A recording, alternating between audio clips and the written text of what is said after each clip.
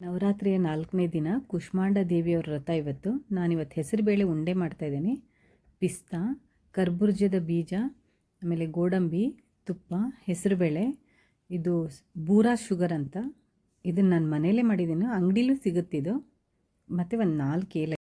ಈ ಹೆಸರುಬೇಳೆನ ಸ್ವಲ್ಪ ತೊಳ್ಕೊತೀನಿ, ಅದು ಏನಾದರೂ ಪೌಡ್ರ್ ಥರ ಇದ್ದರೆ ಸ್ವಲ್ಪ ಎಲ್ಲ ಹೋಗಲಿ ಅಂತ ಸುಮ್ಮನೆ ತೊಳಿಬೇಕು. ತುಂಬ ಹೊತ್ತು ನೀರಲ್ಲೇನೂ ಬಿಡಬಾರ್ದು, ಅದು ನೆನಿಲೂಬಾರ್ದು.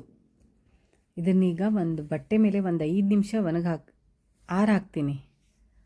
ಒಂದು 5 ನಿಮಿಷ ಅಂದರೆ 5 ನಿಮಿಷ ಇದನ್ನು ಹಾಕಬೇಕು. ಅದರಲ್ಲಿರೋ ನೀರೆಲ್ಲ ಸ್ವಲ್ಪ ಹೋಗಲಿ ಅಂತ ಅಷ್ಟೇ. ಒಂದು 5 ನಿಮಿಷ ಆದಮೇಲೆ ಇದನ್ನು ಒಂದು ಪ್ಯಾನಿಗೆ ಹಾಕಿ ಹುರಿತೀನಿ. ಈಗ ನೀವು ಕೆ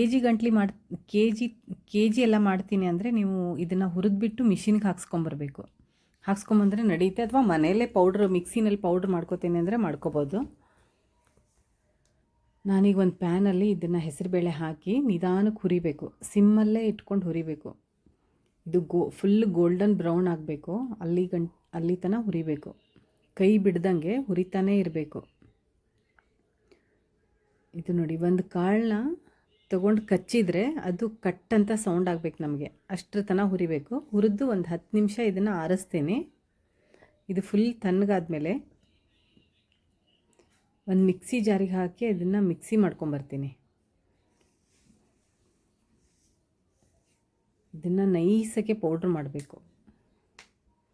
ಆಮೇಲೆ ಬೇಗನೂ ಪೌಡ್ರ್ ಆಗುತ್ತೆ. ಇದು ಹೆಸರುಬೇಳೆ ಇರೋದ್ರಿಂದ ನೈಸಾಗಿ ಆಗುತ್ತೆ. ನೋಡಿ, ತುಂಬ ಚೆನ್ನಾಗಾಗಿದೆ ಪೌಡ್ರು. ಈಗ ಅದೇ ಪ್ಯಾನ್ಗೆ ನಾನು ಕರ್ಬೂಜದ ಬೀಜ ಹಾಕ್ಕೊಂಡಿದ್ದೀನಿ, ಅಥವಾ ಕಲ್ಲಂಗಡಿ ಬೀಜ ಯಾವುದಾದ್ರೂ ಒಂದು. ಅದನ್ನು ಸ್ವಲ್ಪ ಹುರ್ಕೊಂಡು ಒಂದು ಪ್ಲೇಟಲ್ಲಿ ತೆಗೆದಿಟ್ಕೋತೀನಿ. ಆಮೇಲೆ ಅದಕ್ಕೆ ಏಲಕ್ಕಿ ಪೌಡ್ರು, ಏಲಕ್ಕಿ, ಆಮೇಲೆ ಪಿಸ್ತಾ ಸುಮ್ಮನೆ ಕ್ರಷ್ ಮಾಡ್ಕೋತೀನಿ. ಪಿಸ್ತಾ ಸ್ವಲ್ಪ ಬಾಯಿಗೆ ಸಿಗಲಿ ಅಂತ. ಗೋಡಂಬಿನೂ ಹಾಗೆ ಸುಮ್ಮನೆ ಒಂದು ಸ್ವಲ್ಪ ತರಿಯಾಗಿ ಕುಟ್ಕೊಂಡಿದ್ದೀನಿ ಅಷ್ಟೇ. ಬೇಕಂದರೆ ತುಪ್ಪದಲ್ಲೇ ಹುರಿದು ಹಾಕ್ಬೋದು. ನಾನು ಹಾಗೆ ಹಾಕ್ತಾಯಿದ್ದೀನಿ. ಇಲ್ಲಿ ನೋಡಿ, ಇಷ್ಟು ತುಪ್ಪ ತೊಗೊಂಡಿದ್ನಲ್ಲ, ಇದರಲ್ಲಿ ಸ್ವಲ್ಪ ಮಿಕ್ಕುತ್ತೆ. ಅಂದರೆ ಒಂದು 5 ಸ್ಪೂನ್ ಹಾಕ್ಕೊಂಡಂಗೆ ಆಗುತ್ತೆ ಇದು ತುಪ್ಪ. ಆಮೇಲೆ ತುಪ್ಪ ಮತ್ತು ಹಿಟ್ಟು ಎರಡೂ ಮಿಕ್ಸ್ ಆಗೋ ತನಕ ಚೆನ್ನಾಗಿ ಕೈ ಆಡಿಸ್ತಾ ಇರಬೇಕು. ಆಮೇಲೆ ಸಿಮ್ಮಲ್ಲೇ ಇರಬೇಕು, ಗ್ಯಾಸ್ ಯಾವಾಗಲೂ ಸಿಮ್ಮಲ್ಲೇ ಇರಲಿ. ಇದು ನೋಡಿ, ಮನೆಯದ್ದು ಕೆನೆ, ಇದು 2 ದಿನದ ಕೆನೆ. ಇದಕ್ಕೆ ತುಪ್ಪ ಕಡಿಮೆ, ಆಮೇಲೆ ಕೆನೆನೇ ಜಾಸ್ತಿ. ಇದಕ್ಕೆ ಇನ್ನೂ ಸ್ವಲ್ಪ ಕೆನೆ ಹಾಕ್ಕೊಂಡ್ರೂ ಚೆನ್ನಾಗಿರುತ್ತೆ. ಕೆನೆ ಹಾಕಿದ ನಿಧಾನಕ್ಕೆ ಸಿಮ್ಮಲ್ಲೇ ತುಂಬ ಹೊತ್ತು ಹುರಿಬೇಕು. ನಾನು ಕರೆಂಟ್ ಹೋಯ್ತು ಮಧ್ಯ, ತೋರಿಸ್ತಾ ಇದ್ದೀನಿ ನೋಡಿ. ಹುರಿದು ಆದಮೇಲೆ ಈ ಥರ ತುಪ್ಪ ಬಂದಂಗೆ ಆಗುತ್ತೆ, ಸೈಡ್ಗೆಲ್ಲ ತುಪ್ಪ ಬಿಟ್ಕೊಳ್ಳುತ್ತೆ. ಆಮೇಲೆ ನೀವು ಕೈ ಆಡಿಸ್ತಾನೂ ಗೊತ್ತಾಗುತ್ತೆ, ಅದು ತುಂಬ ಹಗೂರವಾಗಿ ಆಗುತ್ತೆ ನೋಡಿ. ಫುಲ್ಲು ಒಂದು ಮುದ್ದೆ ಥರ ಆಗಿಬಿಡುತ್ತೆ. ತಿರುಗಿಸ್ತಾ ಇದ್ದರೆ ಅದು ಮುದ್ದೆ ಥರ ಬಂದುಬಿಡುತ್ತೆ. ಆವಾಗ ನಿಮಗೆ ಆಗಿದೆ ಅಂತ. ನಾನು ಮಧ್ಯೆ ಕರೆಂಟ್ ಹೋಗಿರೋದ್ರಿಂದ ಸ್ವಲ್ಪ ಅದು ಫುಲ್ ವಿಡಿಯೋ ಆಗಲಿಲ್ಲ ನಂದು. ನೋಡಿ, ಈಗ ಇನ್ನೊಂದು ಸರಿ ತೋರಿಸ್ತೀನಿ. ಫುಲ್ಲು ನೋಡಿ ತುಪ್ಪ ಹೇಗೆ ಬಿಟ್ಕೊಂಡಿದೆ ನೋಡಿ, ಸೈಡಿಗೆಲ್ಲ ತುಪ್ಪ ಬಿಟ್ಕೊಂಡಿದೆ. ಇದನ್ನು ಹೆಸರು ಕಾಳು ಮೊದಲೇ ಹುರಿದಿರೋದ್ರಿಂದ, ಇದು ಕೆನೆ ಹಾಕಿರೋದ್ರಿಂದ ತುಂಬ ಹೊತ್ತು ಹುರಿಬೇಕಷ್ಟೆ. ಈಗ ಗ್ಯಾಸಿಂದ ಇಳಿಸ್ಕೊಂಡು ಇದಕ್ಕೆ ಡ್ರೈ ಫ್ರೂಟ್ಸ್ ಎಲ್ಲ ಹಾಕಿ ಒಂದು ಅರ್ಧ ಗಂಟೆ ಫುಲ್ಲ ತಣ್ಣಗಾದ್ಮೇಲೆ ಇದಕ್ಕೆ ಅದು ಬೂರಾ ಶುಗರ್ ಅಂತೀನಲ್ಲ, ಬೂರಾ ಶುಗರ್ ಹಾಕಿದ್ರೇ ಚೆನ್ನಾಗಿರುತ್ತೆ. ಇದನ್ನು ಬೂರಾ ಶುಗರ್ನ ಮನೇಲಿ ಹೇಗೆ ಮಾಡೋದು ಅಂತ ಇನ್ನೊಂದು ವಿಡಿಯೋದಲ್ಲಿ ತೋರಿಸ್ಕೊಡ್ತೀನಿ. ಬೂರಾ ಶುಗರ್ ಹಾಕಿದ್ರೇ ಬೇಸನ್ ಲಾಡು, ಆಮೇಲೆ ಬೇರೆ ಯಾವುದೇ ಲಾಡು ಮಾಡಬೇಕಾದ್ರೂ ಬೂರಾ ಶುಗರ್ ಹಾಕಿದ್ರೇ ಚೆನ್ನಾಗಿರುತ್ತೆ. ನೋಡಿ, ಅಷ್ಟು ತುಪ್ಪ ಮಿಕ್ಕಿದೆ ನಂದಿನ್ನು. ಇದು ನೋಡಿ, ಇದಾಗಿದೆ. ಈಗ ಇಷ್ಟು ತುಪ್ಪ ಉಳ್ಕೊಂಡಿದೆ. ತುಪ್ಪ ಜಾಸ್ತಿ ಬೇಕಾಗಲ್ಲ. ಇದು ಬೂರಾ ಶುಗರ್ ನೋಡಿ, ಇದು ಹೆಂಗೆ ಗೊತ್ತಾ, ಚಿರೋಟಿ ರವೆ ಥರ ಆಗುತ್ತೆ. ಇದು ಸಕ್ಕರೆನ ಮೆಲ್ಟ್ ಮಾಡಿ ಮತ್ತೆ ಸಕ್ಕರೆ ಥರ ಮಾಡಬೇಕು.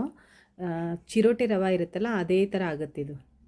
ಅದನ್ನು ಬೇಸನ್ ಲಾಡು ಮತ್ತು ಗೋಧಿ ಹಿಟ್ಟಿನ ಲಾಡು ಮಾಡ್ತೀವಲ್ಲ, ಅದಕ್ಕೆಲ್ಲ ಹಾಕ್ಕೊಂಡ್ರೆ ತುಂಬ ಚೆನ್ನಾಗಿರುತ್ತೆ ಟೇಸ್ಟು. ನಾನೀಗ ಈ ಬೌಲಲ್ಲಿ ಒಂದು ಬೌಲು ಹೆಸರುಬೇಳೆ ತೊಗೊಂಡಿದ್ದೀನಲ್ಲ, ನನಗೆ ಒಂದು 20 ಲಾಡು ಆಗಿದೆ ಕರೆಕ್ಟಾಗಿ. ತುಂಬ ಚೆನ್ನಾಗಿ ಬರುತ್ತೆ ಉಂಡೆ ಕಟ್ಟಕ್ಕಂತರೂ, ತುಂಬ ಚೆನ್ನಾಗಿ ಬರುತ್ತೆ ಸಾಫ್ಟಾಗಿ. ಬಾಯಲ್ಲಿ ಇಟ್ಟರೆ ಕರಗುತ್ತೆ. ಆಮೇಲೆ ಕೆನೆ ಹಾಕಿದ್ದೀವಿ ಅಂತ ಗೊತ್ತೇ ಆಗಲ್ಲ, ಅಷ್ಟು ಚೆನ್ನಾಗಿರುತ್ತೆ. ಆಮೇಲೆ ತುಪ್ಪನೂ ಕಡಿಮೆ ಹಿಡಿಯುತ್ತಿದ್ದು. ಇದು ಹೆಸರುಬೇಳೆ ಇರೋದ್ರಿಂದ ಮಕ್ಕಳಿಗೆ, ವಯಸ್ಸಾದವ್ರಿಗೆಲ್ಲ ತಿನ್ನೋಕೆ ಚೆನ್ನಾಗಾಗುತ್ತೆ. ಈಗ ಬೇಸನ್ ಲಾಡು ತಿಂದರೆ ಒಬ್ಬೊಬ್ಬರಿಗೆ ಗ್ಯಾಸ್ಟ್ರಿಕ್ ಆಗುತ್ತಲ್ಲ, ಅದ್ರ ಬದಲು ಇದನ್ನು ಮಾಡ್ಬೋದು, ತುಂಬ ಚೆನ್ನಾಗಾಗುತ್ತೆ. ಆಮೇಲೆ ತುಂಬ ಸಾಫ್ಟಾಗಿಯೂ ಇರುತ್ತೆ ಲಾಡು. ಆಮೇಲೆ ಮಾಡೋದು ತುಂಬ ಈಸಿ. ಇದು ನೋಡಿ, ನಾನು 1 ಕಪ್ ಬೇಳೆ ತೊಗೊಂಡಿದ್ನಲ್ಲ, ನನಗೆ ಇಲ್ಲಿ 20 ಲಾಡು ಆಗಿದೆ ನೋಡಿ, ಎಷ್ಟು ಚೆನ್ನಾಗಿ ಬಂದಿದೆ. ಮತ್ತು ಹೆಸರುಬೇಳೆ ಆರೋಗ್ಯಕ್ಕೂ ತುಂಬ ಒಳ್ಳೆಯದು. ಮತ್ತು ಈ ವಿಡಿಯೋ ಇಷ್ಟ ಆದರೆ ಲೈಕ್ ಮಾಡಿ, ಶೇರ್ ಮಾಡಿ, ಸಬ್ಸ್ಕ್ರೈಬ್ ಮಾಡಿ. ನೋಡಿ ಲಾಡು ಎಷ್ಟು ಸಾಫ್ಟ್ ಆಗಿದೆ ನೋಡಿ, ತೋರಿಸ್ತೀನಿ. ತುಂಬ ಚೆನ್ನಾಗಿ ಬಂದಿದೆ. Thank you.